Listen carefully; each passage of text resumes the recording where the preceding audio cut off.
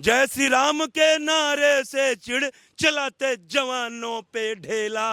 आया महाकुंभ का मेला, लग रहा भक्तों का है रेला। राक्षस राक्षस कह रहे लगाने दो, हमको भी है यहाँ ठेला। आया महाकुंभ का मेला, लग रहा भक्तों का है रेला। और छीन लेते हैं, माँ को धक्के मार देते हैं, बीवी को कहते हैं आगे बढ़ने की इजाजत नहीं दी जाती है, बेटियों को घर से निकलने की इजाजत नहीं दी जाती है, लेकिन लोगों की दूसरों की बेटियों के ऊपर गंदी नजरें रखने का काम किया जाता है। योगी जी ने राक्षसों को ठेला लगाने नहीं दिया। आप जा करके अभी भी महाकुंभ में देख लीजिए, कहीं भी स्कैनिंग कर लीजिए, कोई भी स्कैनर पे जो नाम आएगा राक्षसों का नहीं आएगा। तो दुर्घटना होती है उसका विरोध करने के लिए पूरा विपक्ष उतर जाता है। इन्हें फिर सनातन विरोधी कौन कहेगा?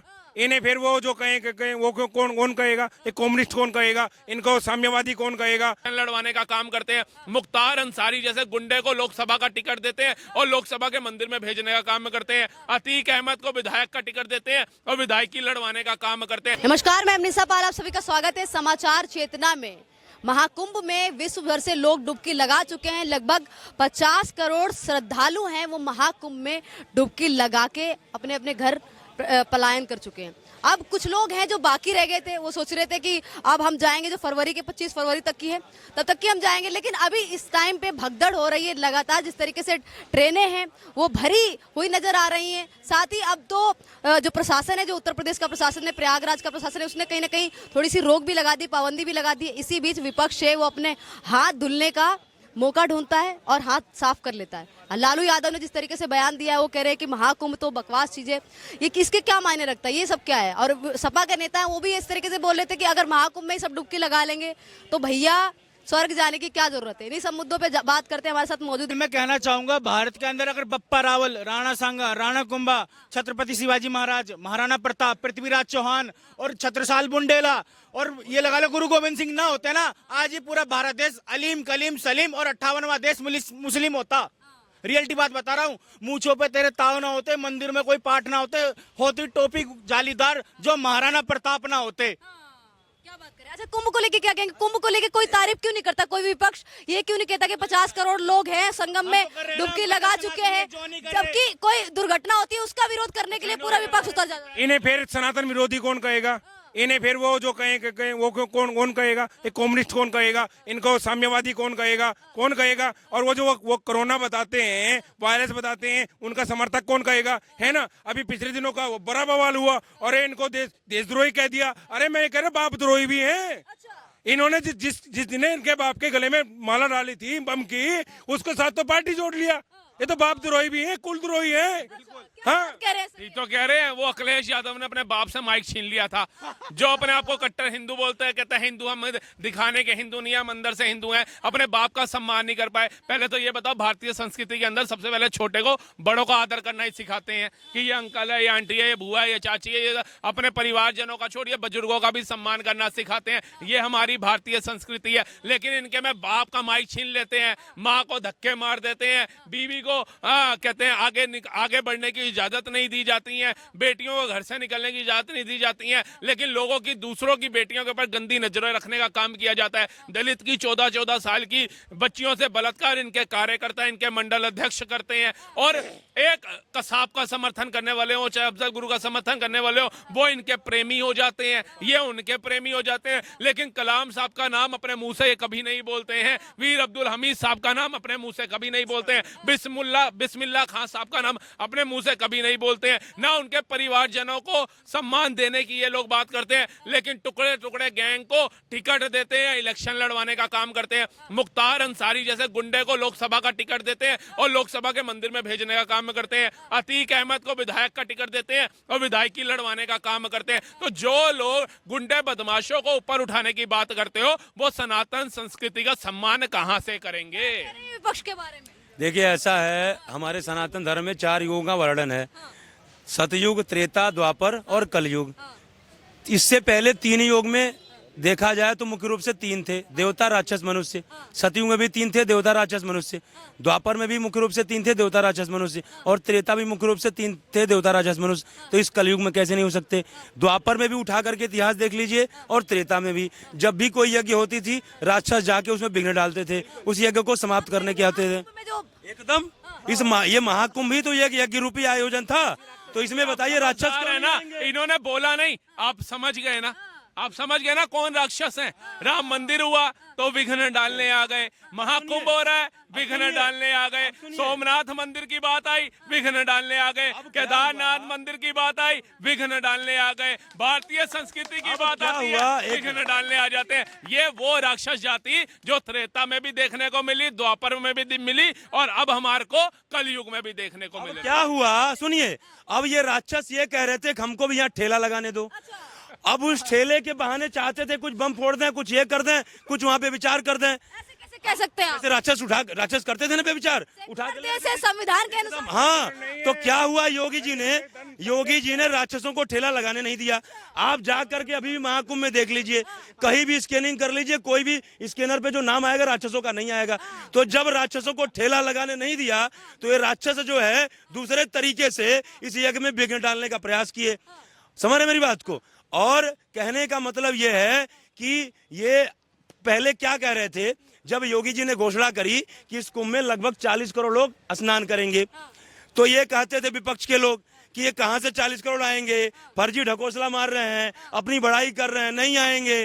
जो झूठे दिखाए जा रहे हैं। हाँ, तो वही आ रहा हूं, उस पे आ रहा हूं।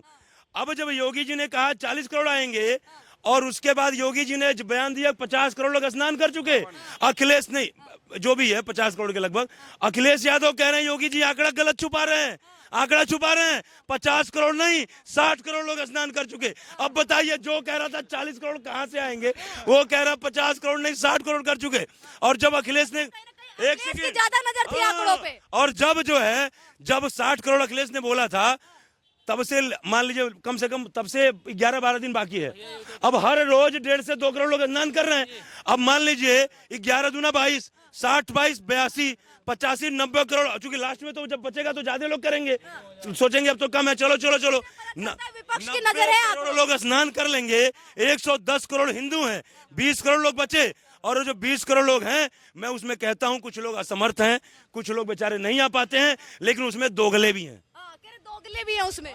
देखो, हमने पहले भी कहा था तेल लगा के डाबर का वंश मिटा देंगे बाबर का। अब कह रहे हैं तेल लगा के सरसों का और वंश हिसाब लेंगे बरसों का। ठीक है ना? अब रही बात, से लेना है, उन्हीं से लेंगे जिनकी बात बता रहे हैं, जो बोल रहे हैं, हाँ भटके हुए है ना, उनको बता दिया, उनको अब पता लग गया। और पहले भी कहा था, धरती चपटी है। मदन मोहन मालवीय जी कहते थे, जिस दिन ये हिंदुत्व जागना आरंभ होगा उस दिन लोग कोट के ऊपर जनेऊ पहन लेंगे। भैया ने पहन लिया, आपको पता ही लग गया ना। तो वही है, इनका इलाज अब बंद गया है। न डरेंगे न डराएंगे, जो सत्य है वो सबको बताएंगे। जय हिंद, जय भारत। क्या क्या अपनी वाणी को विराम दूंगा, 1 सेकंड। अभी ये लोग पादरी कादरी भाई साहब चर्चा कर रहे थे, मैं पादरी कादरी की चर्चा नहीं करूंगा, सबका सम्मान है। बस एक लाइन कह देना चाहता हूँ, ना तो वह पप्पू है भैया, ना तो वह पप्पू है भैया, ना ही है वह गादी, उसके कुल की शुद्धता पूरी नहीं बल्कि है आधी। जैसे गायों में एक प्रजाति को कहते हैं दोगला जर्सी, वैसे ही इस धरती पर जन्मा हुआ है वह पारसी। क्या बात कह रहे हैं आप? 100% मैं तो कहता हूँ, आए मेरे को मुकदमा ठोक दे, 100% दावे के साथ कह रहा हूँ। सही बात बोल रहे हो। पंडित जी क्या कह रहे थे आप? देखिए, मैं सबसे बड़ी बात कहूंगा, बहुत सारी चर्चाएं हो गई, आप सब जानते हैं कि नंगा से गंगा हरान है। अब देख लिया कि भाई योगी के सामने इतनी सारी, एक हिंदू, एक झंडा, एक सनातन, और क्या हो गया, बाकी सब जो थे, जो राक्षस हो गए वो नंगा।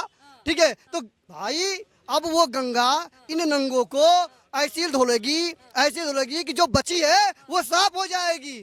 ठीक है, तो मैं यही कहूंगा कि नंगों से गंगा परेशान हो चुकी है और गंगा भी इनको इनकार कर चुकी है। तो ऐसे लोग जो हैं, जो ऐसे मानसिकता के जो लोग हैं, जो हैं, आप समझ सकते हैं कौन है, तो इनकी सफाया गंगा जी कर देंगे। नहीं, जो झंडे में जो डंडा है उससे भी तो डर लग रहा है। ठीक है ना? अब झंडे से न डर रहे हैं, और जब डंडा चलेगा तो, है ना, तो इनका अब हाँ, मंगल भवन अमंगल हारी। अखिलेश यादव के पास आंकड़ा 60 करोड़ का है, मोदी जी के पास, मतलब योगी जी के पास 50 करोड़ का है। करते हो उनसे, मुल्ला मुलायम के बेटे अखिलेशुद्दीन मोहम्मद अखिलेशुद्दीन, ठीक है ना, इनके कर्म वही है। कर्म किए, कांड किए, कारनामे किए, उनसे भी नहीं चला अब काम। अब बर्मा के दावे दे रहे हैं। तो आप इस तरीके से बोल रहे हैं। फिर वही बात, सेकुलर नहीं है, सापेक्ष, धर्म निरपेक्ष नहीं है, धर्म सापेक्ष है। आप पढ़िए संविधान को जाकर, उसमें लिखा है भारत एक पंथ निरपेक्ष देश है, धर्म निरपेक्ष नहीं। और जो धर्म निरपेक्ष होगा वो धर्म निरपेक्ष, जिसे धर्म से कोई अपेक्षा नहीं है। धर्म निरपेक्ष नहीं, धर्म सापेक्ष अपेक्ष है। सर आप देखिए, सबसे पहले अखिलेश यादव को यह सोचना चाहिए, जो अपनी कूट राजनीति करने आते हैं, पूरे परिवार के सदस्य दर सदस्य राजनीति के अंदर ठूस रखें। लेकिन आपकी जो प्रजा है वो आपसे खुश है या नहीं है? अगर खुश है तो मिल्कीपुर की जनता ने आपको धूल क्यों चटा दी? पूछिए इनसे, मिल्कीपुर की जनता ने आपको धूल क्यों चटा दी? और वो अवधेश प्रसाद जब सांसद बन करके आए थे अयोध्या से, तब प्रभु श्री राम का नाम का उच्चारण करने में घबरा रहे थे, उनके नाम का पटका पहनने में अपने आप को आहत सहाय वो कर रहे थे हैं, और वो कर रहे थे। आज उनको पूछिए, जब ये मिल्कीपुर इलेक्शन आया तो हाय राम हाय राम हाय राम हे राम हे हनुमान जप कहां से याद आ गया? तो अभी भी अखिलेश यादव और ऐसे सनातन विरोधियों को एक ही मैसेज देते हैं कि सनातन को पहचान जाओ। मुगल आए, सनातन खत्म नहीं कर पाए, खुद खत्म हो गए। मंदिर लूट लिए उन्होंने, आज मंदिर फिर हीरे जवाहरातों के अंदर, धन दौलत के अंदर पूरे बख्यान से भरे पड़े हैं।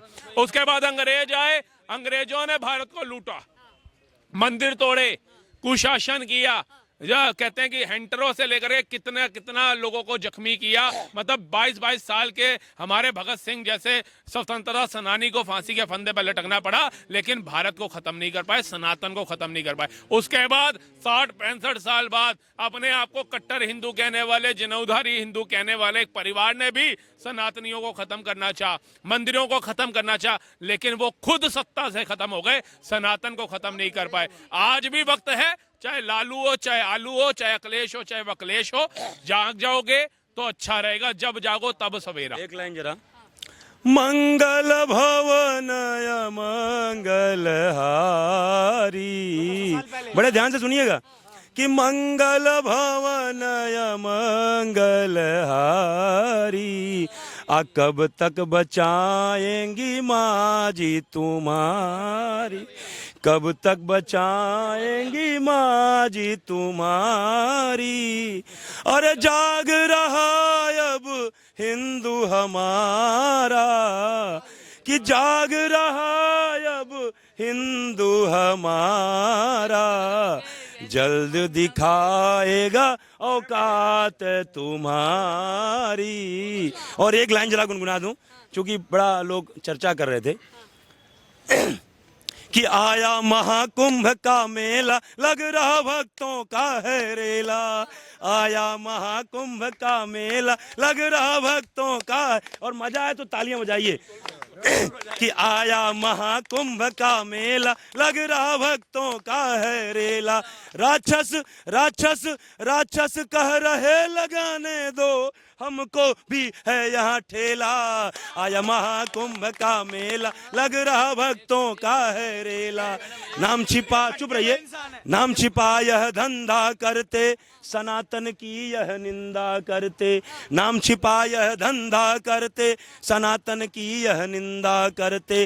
गंगा गंगाधर का मान न रखते, भोलेनाथ, कि गंगा गंगाधर का मान न रखते, पर दुकान का नाम रखते भोला, आया महाकुंभ का मेला, लग रहा भक्तों का है रेला। राक्षस राक्षस कह रहे लगाने दो, हमको भी है यहाँ ठेला, आया महाकुंभ का मेला, लग रहा भक्तों का है रेला, आया महाकुंभ का मेला, लग रहा भक्तों का है रेला। छल कपट से यह बाज न आते, छल कपट, बड़े ध्यान से सुनिएगा, कि छल कपट से यह बाज न आते, फंसने पर माया अपनाते, छल कपट से यह बाज न आते, फंसने पर माया अपनाते। जय जय जय श्री राम के नारे से चिढ़, जय जय जय श्री राम के नारे से चिढ़, चलाते जवानों पे ढेला। आया महाकुंभ का मेला, लग रहा भक्तों का है रेला। राक्षस राक्षस कह रहे लगाने दो, हमको भी है यहाँ ठेला। आया महाकुंभ का मेला, लग रहा भक्तों का है रेला। और अंतिम लाइन इंपॉर्टेंट है कि ईमान धर्म सब ताक पे रख कर, ईमान धर्म सब ताक पे रख कर, खिलाते हमें रोटी में थूक कर।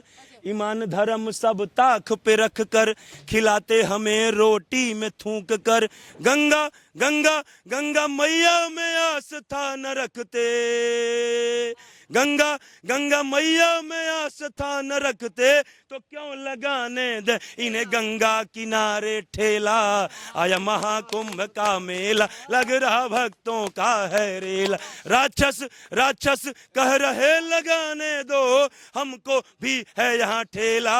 आया महाकुंभ का मेला, लग रहा भक्तों का है रेला। आया महाकुंभ का मेला, लग रहा भक्तों का है रेल। राक्षस राक्षस राक्षस कह रहे लगाने दो, हमको भी है यहाँ ठेला। आया महाकुंभ का मेला, लग रहा भक्तों का है रेल। राक्षस राक्षस कह रहे लगाने दो, हमको भी है यहाँ ठेला। आया महाकुंभ का मेला, लग रहा भक्तों का है रेल। मैम आज भी आप जाकर के देख लीजिए, किसी भी ठेले वाले, महाकुंभ में जो भी ठेले वाले हैं, दुकान वाले हैं, कोई भी शॉप वाले हैं, कहीं भी जा करके आप स्कैनर लीजिए, स्कैन करिए, एक भी राक्षस का नाम नहीं दिखेगा।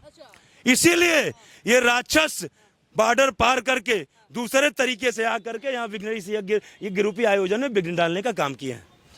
देखो लालू के बारे में बताता, एक मैंने बचपन में कविता सुनी थी, आलू कचालू बेटा कहाँ गए थे, बंदर की झोपड़ी में सो रहे थे, बंदर ने लात मारी रो रहे थे। ठीक है ना, ये वही काम है इनका। और एक अंतिम में आपको बात बताते चलता हूँ, देश को बचाना है तो चौहानों को छोड़िएगा, शिवा राणा कृष्णा जी की नीति अपनाइए, ना लगाइएगा नारे, खींचिएगा तलवारें, बम बम बोलिए ना बम फोड़ आइए। जय हिंद जय भारत।